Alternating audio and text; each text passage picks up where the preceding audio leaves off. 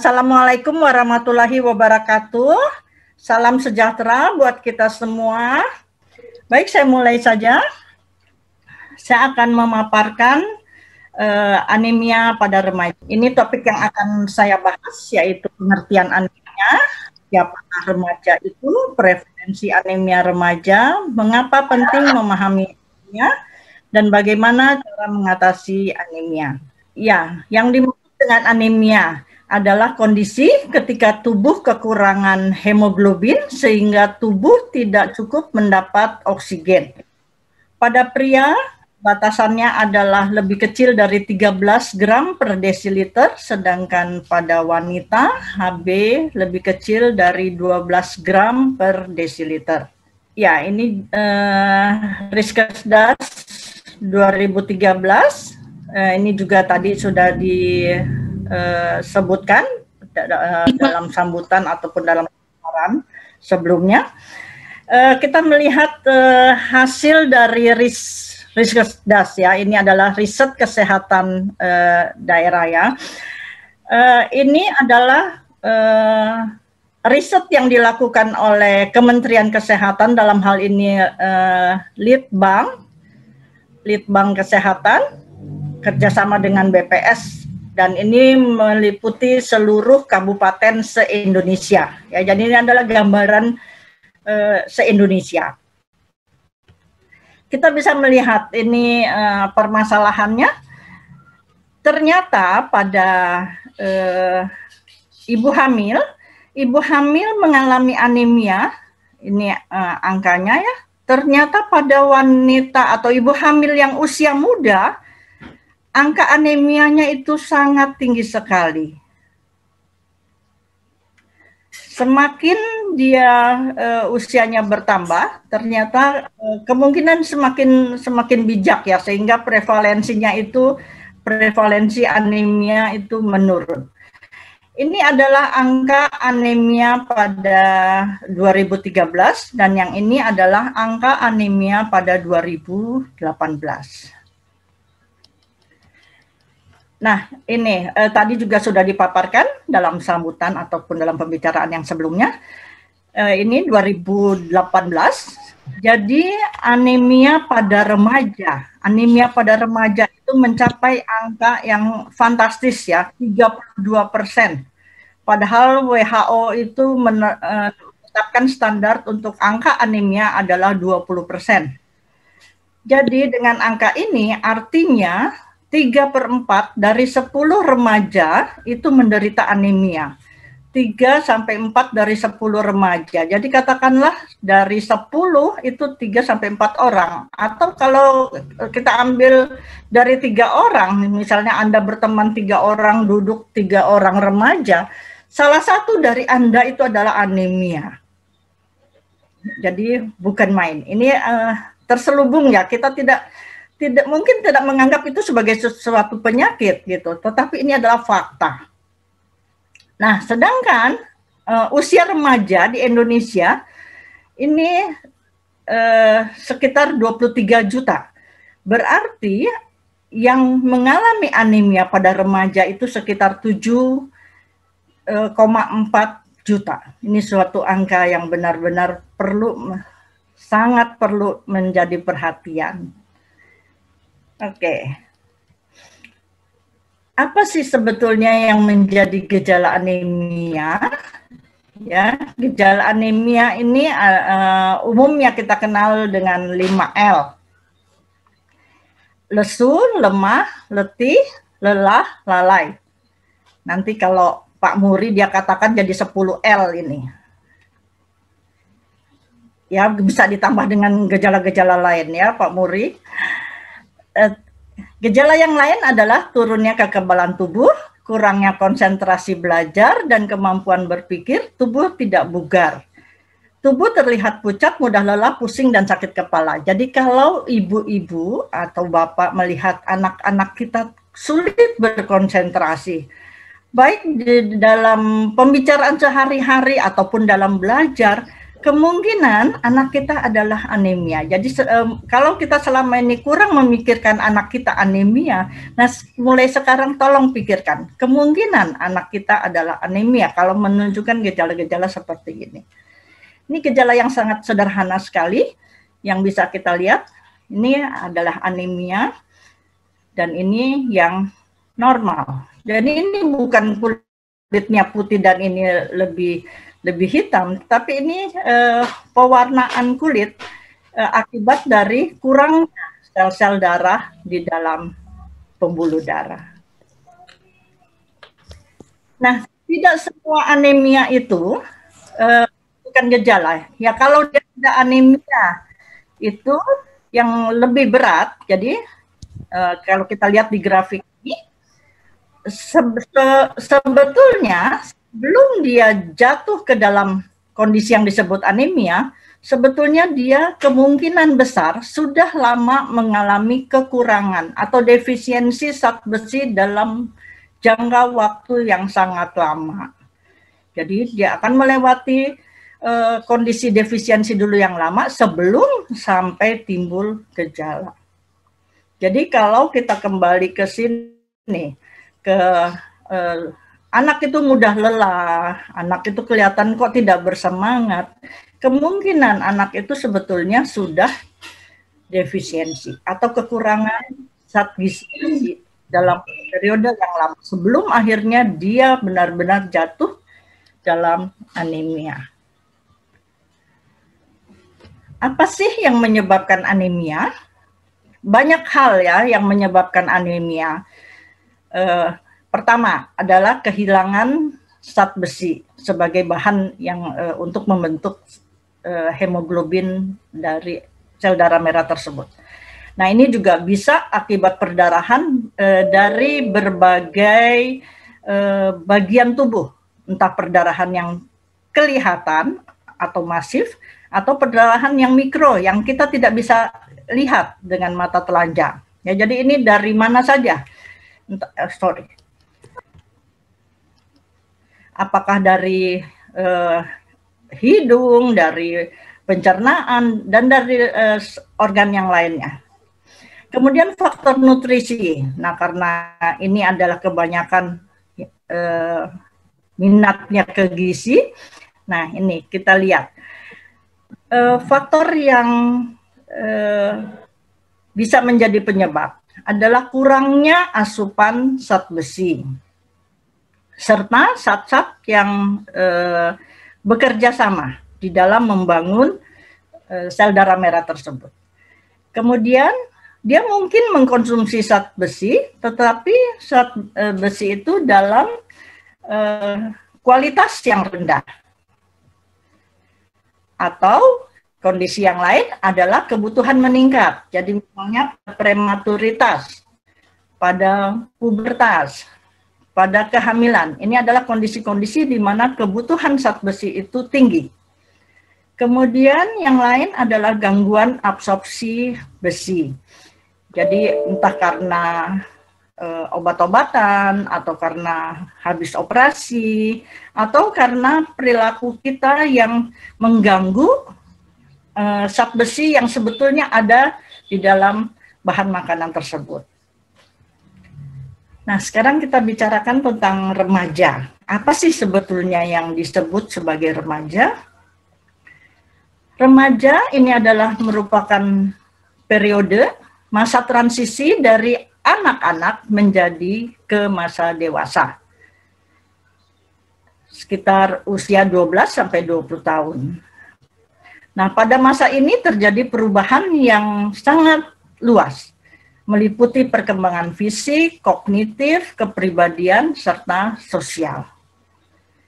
Pada masa ini, individu atau anak-anak remaja tersebut berinteraksi dengan masyarakat dewasa, dan anak remaja itu biasanya tidak ingin lagi di bawah tekanan orang yang lebih tua. Jadi sudah merasa sama dengan orang yang lebih dewasa. Pada masa ini, ini adalah periode di mana anak dipersiapkan untuk menjadi individu yang dapat melaksanakan tugas biologis untuk melanjutkan keturunan.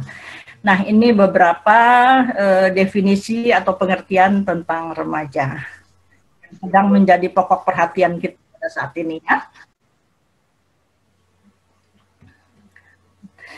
Nah, remaja ini sesuai dengan definisi tadi, dia merasa bebas. Dia tidak mau lagi diatur-atur oleh ibu atau oleh orang tuanya. Anak remaja juga tentu sudah tidak disuapi ibu dan juga biasanya tidak mau disiapkan makanannya atau sarapannya atau bekal sekolahnya. Ya, banyak yang tentu merasa malu, malu gitu, disiapkan makanan atau disuruh bawa bekal ke sekolah. Remaja itu merasa bebas untuk memilih makanan atau jajanan. Nah, remaja itu biasanya itu tidak sarapan, entah dengan berbagai alasan, selalu terburu-buru karena mungkin banyak begadang karena sesuatu hal yang positif atau karena untuk bermain games misalnya. Jadi pagi-pagi selalu terburu-buru. Jadi pada umumnya remaja itu tidak sarapan serta makan dalam sehari. Kalangan remaja itu biasanya juga dipengaruhi oleh body image. Mereka ingin, terutama remaja wanita ya, ingin langsing. Sudah langsing kok masih merasa gemuk, sehingga mereka mengurangi makan. Meskipun di dalam pesta dia hanya akan mengambil sedikit saja. Gitu. Jadi terlalu dibebani dengan pikiran ingin langsing. Kemudian adanya isu-isu diet yang beredar ya, berbagai isu, entah dari selebritis, entah dari medsos yang terkadang tidak jelas. Nah, ini membuat remaja tidak makan dengan seimbang. Pada umumnya remaja itu juga suka hangout, dia suka kafe dan mengkonsumsi makanan-makanan yang dalam tanda petik yang modern, sehingga dengan perilaku tersebut itu juga mengurangi mereka mengkonsumsi sayur dan buah. Yang lain adalah mereka yang kurang melakukan aktivitas fisik. Padahal pada masa remaja ini pertumbuhan itu sangat pesat.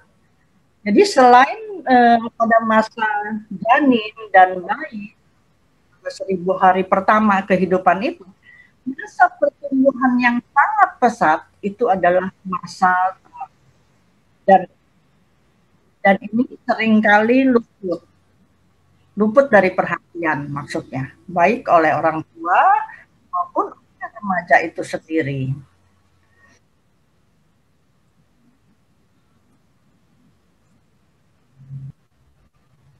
Pada saat ini juga pertumbuhan tinggi badan yang maksimal akan tercapai.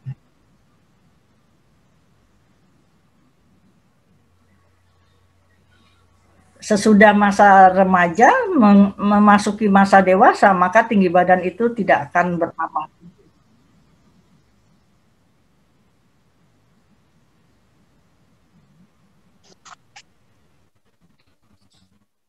Nah, satu hal lagi yang perlu diperhatikan adalah masa remaja ini benar-benar dipersiapkan untuk persiapan meneruskan generasi selanjutnya. Jadi semua alat reproduksi itu dimatangkan pada masa remaja ini. Aduh.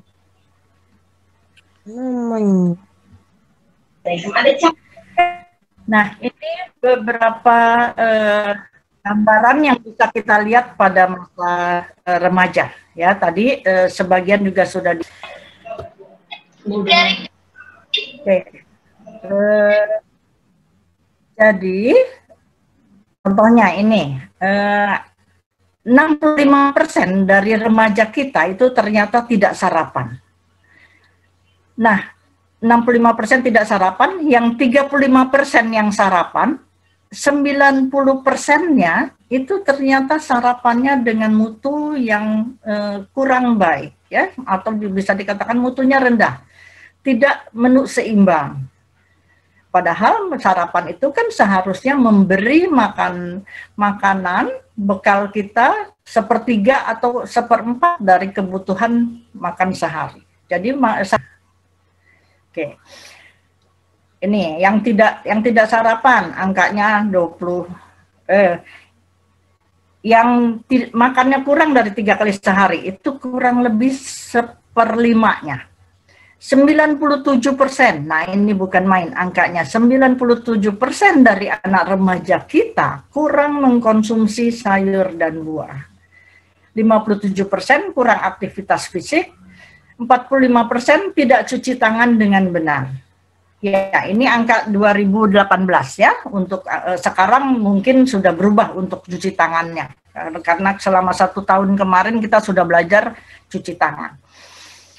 Nah, apa yang dimakan oleh remaja?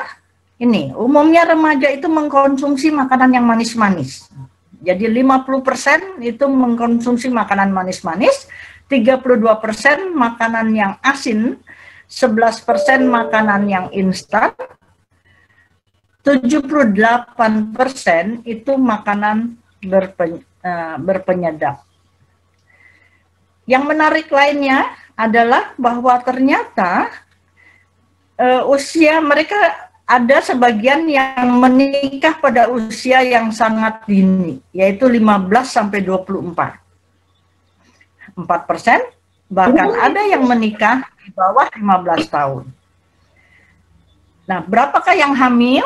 Ya, remaja itu kehamilan remaja 36 dari 1000 remaja.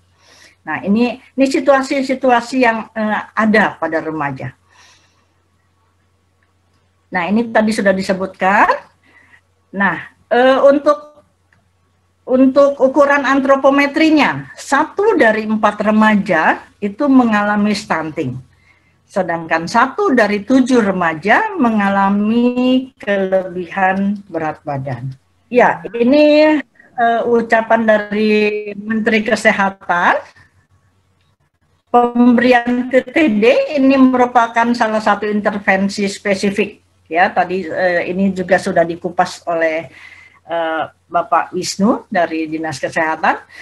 Jadi ini adalah salah satu intervensi yang spesifik yang dilakukan oleh pemerintah. Ya, dalam hal ini kegiatan dari Kemenkes ini didukung oleh berbagai kementerian lainnya agar minum TTD ini bisa dilakukan dengan rutin dan teratur 1 kali dalam seminggu.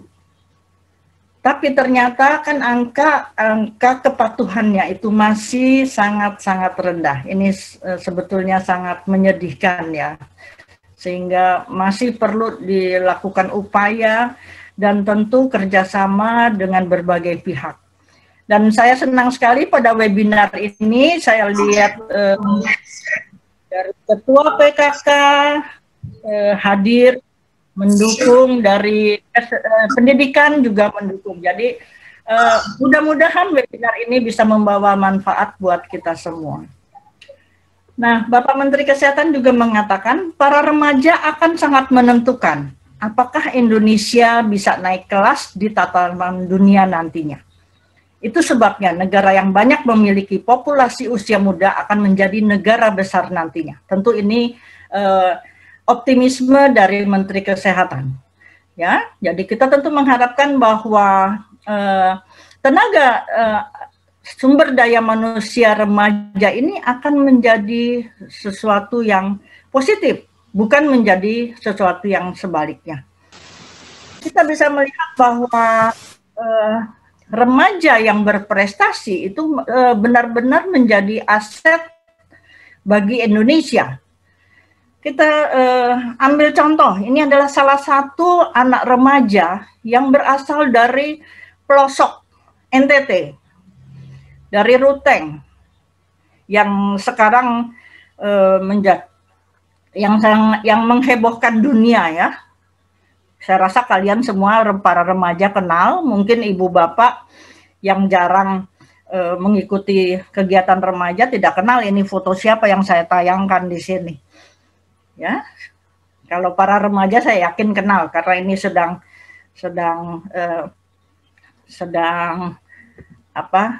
lagi top-topnya. Namanya adalah Bertrand Petra Onsu. Dia menjadi salah satu remaja, saya sendiri tidak kenal, tetapi satu hal yang saya yakin adalah pasti anak ini tidak anemia. Nah, mudah-mudahan kalau kita remaja-remaja kita semua tidak anemia, maka bisa juga berprestasi kemampuan kita. Seperti Soekarno katakan, berilah dia 5 menit lagi pemuda ya. Saya rasa tidak sulit ya mencari 10 pemuda dari sekian ratus juta penduduk Indonesia.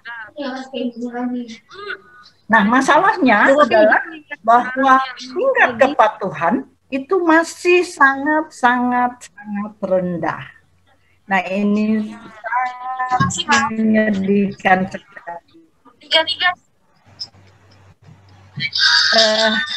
Hanya 1,4% remaja putri itu yang secara rutin dan tertib minum sepanjang tahun. Oke, mudah-mudahan sesudah ini nanti semakin banyak ya, ini tentu harapan kita semua bahwa angka kepatuhan ini bisa meningkat sehingga akan menurunkan angka anemia se-Jakarta Barat ataupun se-Jakarta atau Indonesia. Saya lihat di webinar ini bukan hanya Jakarta Barat saja, bukan hanya Jakarta saja, ada yang dari luar kota, bahkan dari luar Pulau Jawa ada yang mengikuti. Jadi saya bersyukur sekali bahwa dan berharap bahwa webinar ini bisa membawa dampak positif buat kita.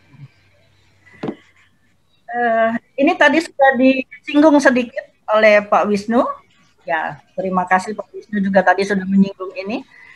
Saya ingin menekankan saja, benar sekali tadi yang dikatakan oleh Pak Wisnu, jadi bahwa kualitas dari hasil kehamilan seorang ibu itu akan menentukan generasi yang selanjutnya. Jadi pada saat seorang ibu hamil, maka organ-organ janinnya itu dibentuk, dan disitulah juga sudah akan ditentukan kualitas dari anak dari jabang bayi itu. Oleh karena itu dikatakan bahwa ini adalah mempengaruhi 3 generasi.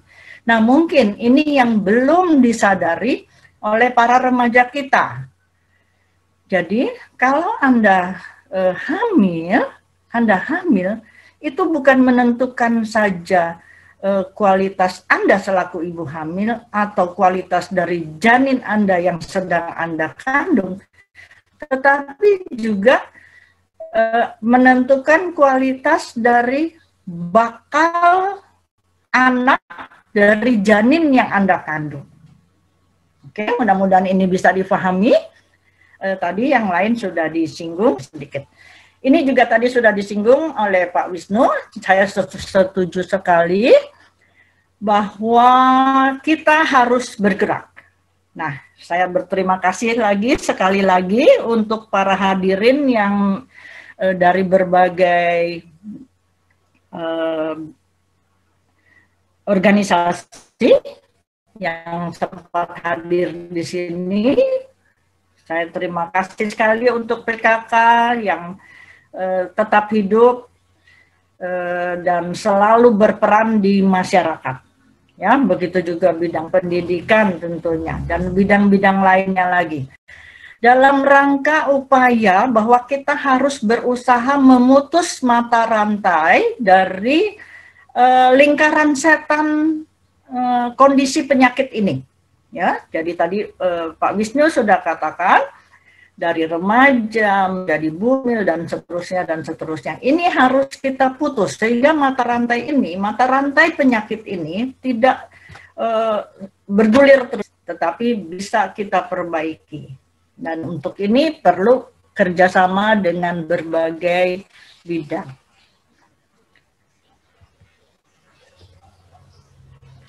Nah, berapa sih sebetulnya yang dibutuhkan remaja untuk zat besi ini? Ya, zat besi. Untuk laki-laki dan perempuan, ini tertera di sini. Kebutuhannya untuk laki-laki 9 sampai 11 mg, perempuan 15 sampai 18 mg. Jadi kalau Anda misalnya mengkonsumsi tablet tambah darah, Anda bisa cari tahu berapa kandungannya.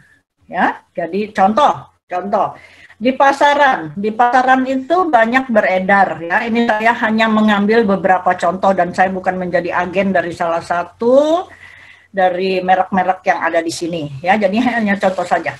Ini adalah contoh harganya. Jadi nanti kandungannya Anda silakan pelajari, disesuaikan dengan kebutuhannya. Biasanya di dalam kemasan itu akan ada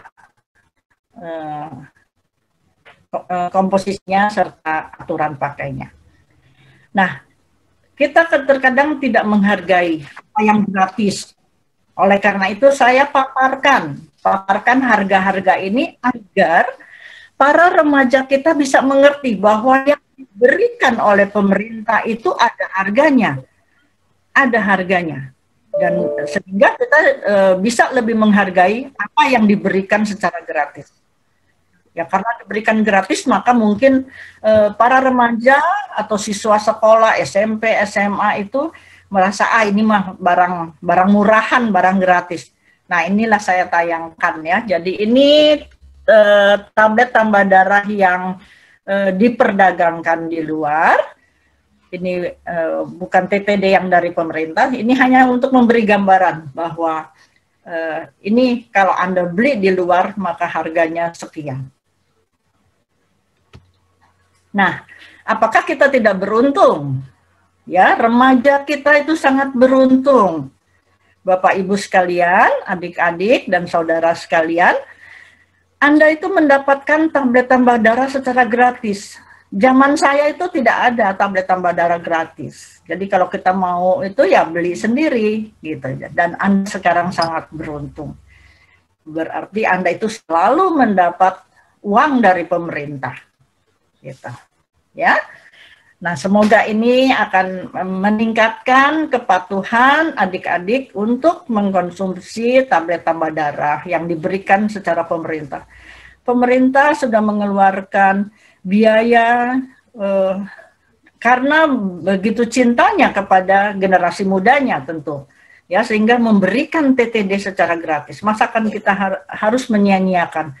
Hanya 1,sekian persen yang patuh untuk minum tablet tambah darah yang diberikan pemerintah ini. Betapa kita menyia-nyiakan, ya, sayang sekali. Dan saya tidak tahu dikemanakan, kalau tidak diminum itu dikemanakan. Kan sayang sekali ya. Mudah-mudahan sesudah ini adik-adik berusaha untuk mematuhi, karena itu semua adalah untuk adik sendiri. Untuk Anda nanti, untuk pertumbuhan Anda sendiri menjadi lebih berprestasi, baik dalam pendidikan, dalam aktivitas di luar sekolah, baik dalam nanti bekerja, sampai pada saat mempunyai keturunan. Izin Bu Popi, izin. Ya. 1 menit ya Bu, 1 menit lagi Bu. Oke, baik. Ya, tadi ini sudah disebut. Ya, ini tadi sudah disebutkan oleh Pak Wisnu, jadi saya tidak mengulang. Saya tidak mengulang. Oke, jadi tablet FE zat besi itu tidak berdiri sendiri, dia juga perlu bantuan dari nutrien-nutrien lainnya seperti vitamin A, B, C, dan serta mineral lainnya. Nah, untuk melihat itu kita bisa lihat dari sini 3 kelompok makanan ini, lauk pauk, sayur, dan buah. Jadi kita harus menjadi contoh apakah makanan kita ini sehat atau tidak. Oke, ini adalah pesan gizi seimbang. Jadi setengah dari makanan kita dalam satu piring, itu setengah piring harus berisi sayur dan buah, yang lain adalah makanan pokok dan lauk pauk. Nah, kalau Anda mengkonsumsi bahan makanan sumber zat besi, baik berupa bahan makanan maupun berupa tablet, ini Anda harus memberi jarak waktu, katakanlah 1 jam. Jadi jangan Anda makan, misalnya Anda makan steak, itu, atau Anda minum tablet, jangan Anda minum teh, coklat, kopi, lain-lainnya, susu, serta obat mah. Ini tidak boleh berbareng. Sebaiknya Anda pilih yang mengandung vitamin C. Ya, jadi minumlah jeruk atau jus-jus lainnya. Oke, seizinkan saya untuk berpantun sedikit. Sungguh senang si anak bebek pergi bermain di dalam taman. Rematri rajin minum TTD, ia akan menjadi mantu idaman. Nah, semoga para remaja kita akan menjadi mantu idaman karena rajin minum TTD, karena dia wanita yang berkualitas. Ya, oke. Terima kasih. Ini adalah forum yang Anda bisa menjumpai saya.